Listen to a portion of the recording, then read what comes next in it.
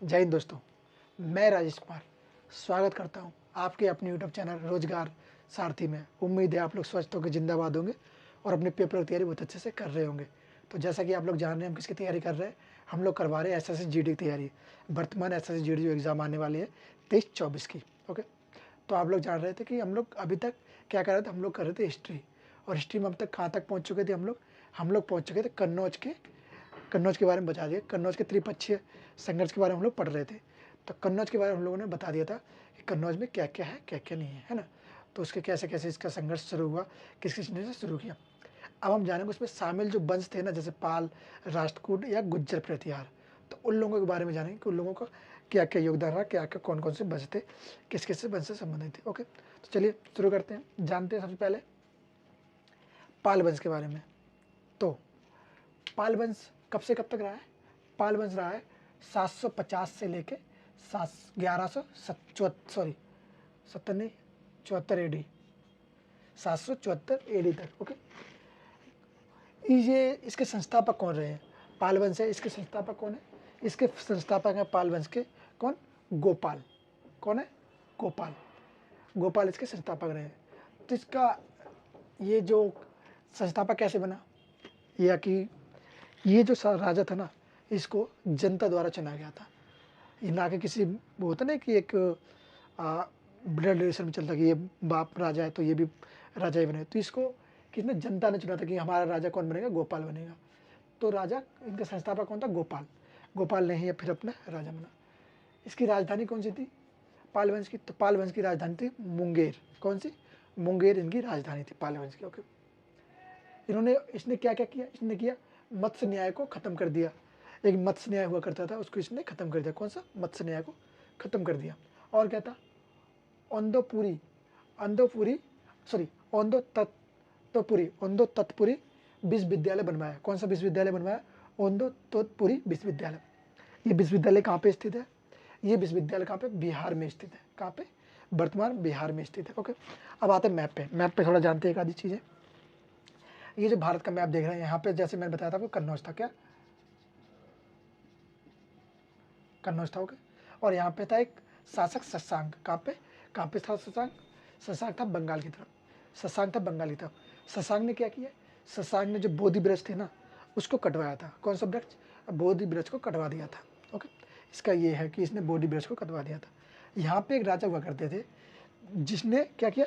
कन्नौज और बंगाल को खूब लूटा, भरपूर जितना होता था उतना लूटा। त्राहिम त्राहिम मचा दिया इसने लूट करके। क्या किया इसने?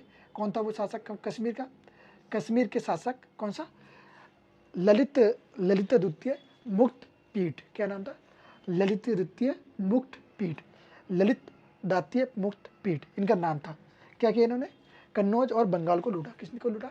कन्नौज और बंगाल को इसने लूटा, खूब लूटा, भरपूर लूटा, जितना उससे हो सकता है उतना लूटा। क्योंकि कन्नौज को इस समय कोई मजबूत शासक नहीं था जब इसने इसको लूटना शुरू किया था। ओके, तो ये बात खत्म होती है। अब हम जानेंगे अगले वाले वंश के बारे में। इसका एक शासक आएगा जिसके बारे में जानते हैं। पाल के बाद, गोपाल के बाद कौन सा सेकंड शासक होगा? उसके बाद आइए दोस्तों, हम पढ़ रहे थे किसके बारे में? हम पढ़ रहे थे किसके? पाल वंश के बारे में। तो पाल वंश का शासक कौन था? गोपाल। अब हम उससे आगे जानते हैं क्या था? संस्थापक कौन था? गोपाल। अब उससे आगे कौन सा दूसरे नंबर पे कौन था? धर्मपाल। धर्मपाल कौन? जिसने त्रिपक्षीय संघर्ष में शामिल हुआ। कन्नौज के त्रिपक्षीय संघर्ष में ये शामिल हुआ था।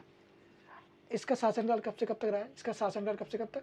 770 से लेके 810 एडी तक इसने शासन किया है। 770 से लेके 810 एडी तक इसने शासन किया है। कहाँ पे? कन्नौज पे। पत्नी का नाम रुनादेव। रुनादेव मीन्स क्यों? रुनादेव इसकी पत्नी का नाम कौन थी? ये थी राष्ट्रकूट वंश से। राष्ट्रकूट वंश से। अब देखो, राष्ट्रकूट वंश का दक्षिण में और ये कहाँ? ऊपर उत्तर की तरफ। तो इससे हमें यही पता चलता है कि ये लोगों को विवाह संबंध भी एक दूसरे के थे इन लोगों के बीच में, मतलब संबंध भी अच्छे रखे गए हैं इन लोगों के बीच में, क्योंकि ये लड़की अपनी दे रहे हैं, है ना। तो ऐसे था। ओके, किसके साथ संबंध अच्छे थे? राष्ट्रकूटों के साथ। ओके, इसने क्या करवाया? इसने विक्रमशिला विश्वविद्यालय बनवाया। किसने विक्रमशिला विश्वविद्यालय बनवाया? धर्मपाल ने। कौन सा? विक्रमशिला विश्वविद्यालय। कहाँ पर? वर्तमान बिहार में। इसने नालंदा के लिए 100 गाँव दिए। नालंदा के लिए 100 गाँव दिए, मतलब नालंदा के लिए 100 गाँव दिए का मतलब है कि इसने जो नालंदा था ना उसको 100 गांव दे दिए कि ये 100 गांव मैं आपको देता हूँ, इसमें जो इसका जो भी आय होगी सालाना आय आप लोग ही रखिए और इसके अलग आय से आप लोग अपना जो विश्वविद्यालय वो चलाइए। तो सारा कुछ टैक्स वैक्स जितना भी कुछ आता था सब नालंदा विश्वविद्यालय को जाता था। इसने किया सोमपुरा बिहार विश्वविद्यालय एक विश्वविद्यालय का निर्माण करवाया। ये विश्वविद्यालय कहाँ पे है? ये विश्वविद्यालय बांग्लादेश, कहाँ पर? वर्तमान बांग्लादेश में स्थित है। कौन सा? सोमपुरा। ओके, इसकी कुछ उपाधियाँ हुई हैं। किसकी? धर्मपाल की कुछ उपाधियाँ हैं। तो उसके क्या क्या उपाधि हैं? एक तो उत्तरपथ स्वामी। उत्तरपथ स्वामी क्यों? इसने उत्तर को जीता तो इसके लिए इसको उत्तरपथ स्वामी कहा जाता है। ओके, ये क्या है? विक्रमजीत, इसकी उपाधि है विक्रमजीत की उपाधि। और क्या है? परम भारक की उपाधि है। किसकी? परम भारक की। और क्या? परम सौगत।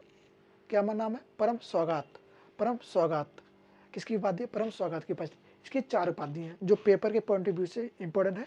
बाकी और भी उपाधि हैं पर ये जो जरूरी थी वो इसमें लिखती है। तो आइए और जानते इसके बारे में थोड़ा और। क्या था? इसके दरबार में एक कवि रहते थे, या बोल सकते लेखक थे। वो कौन थे? हरिभद्र। इनके दरबार में विद्वान कौन थे? हरिभद्र, जो क्या थे? विद्वान थे।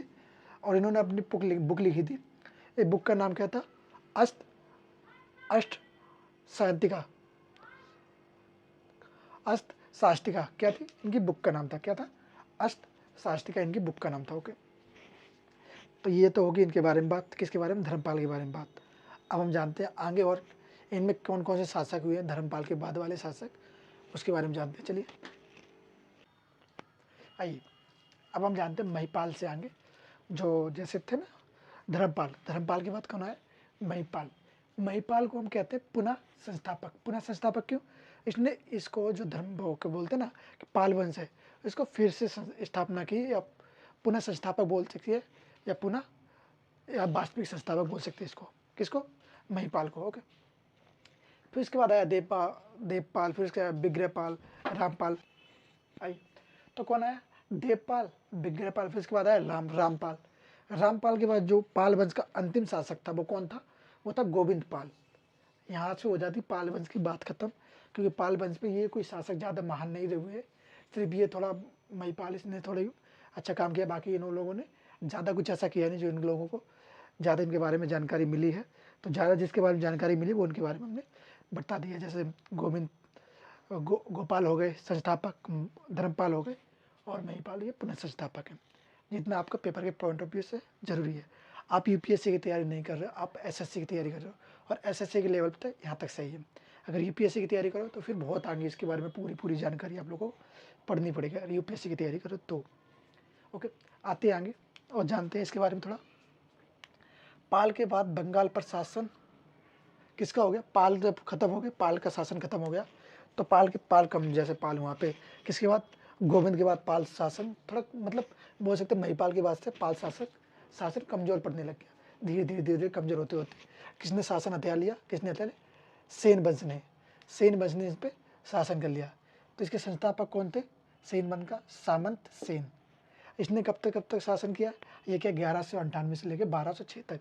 इस समय मोहम्मद वगैरह जो बोल सकते हैं ना कि मोहम्मद गौरी वगैरह ये लोग आने लगे थे, तो इस समय इसने इस पर शासन किया। और ये दिल्ली पे शासन करने वाले जो आएंगे ना, जो आगे जाके शासक, उनके बारे में। तो इस समय ये भी यहाँ पे इसका शासन था, कहाँ पे? कन्नौज में। और जो सेन शासन था वंश था, इसका 4th शासक कौन सा था? लक्ष्मण सेन। कौन? लक्ष्मण सेन। चौथा शासक कौन रहा है? वो रहा है लक्ष्मण सेन। किसका? सेन वंश का। ओके, इनके दरबार में एक व्यक्ति रहते थे जिसका नाम था जयदेव ने एक पुस्तक लिखी जिसका नाम है गीता गोविंदा। पुस्तक आप लोग याद रखना, बाकी पुस्तक मैं ऐसे स्टैटिक जीके करवाऊंगा ना, उसके अंदर ही पुस्तक वगैरह और बाकी चीज़ें आपको वहाँ से करवा दूंगा, पर यहाँ से भी आप लोगों को पुस्तकें याद रखनी है।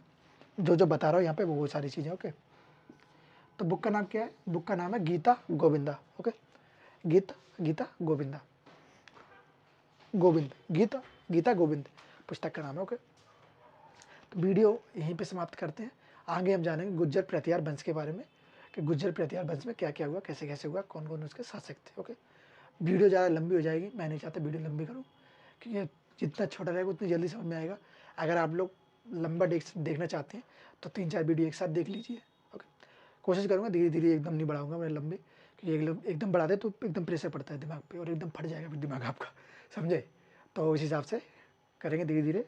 ओके, तो अभी तक यहाँ तक हम लोग कर चुके थे।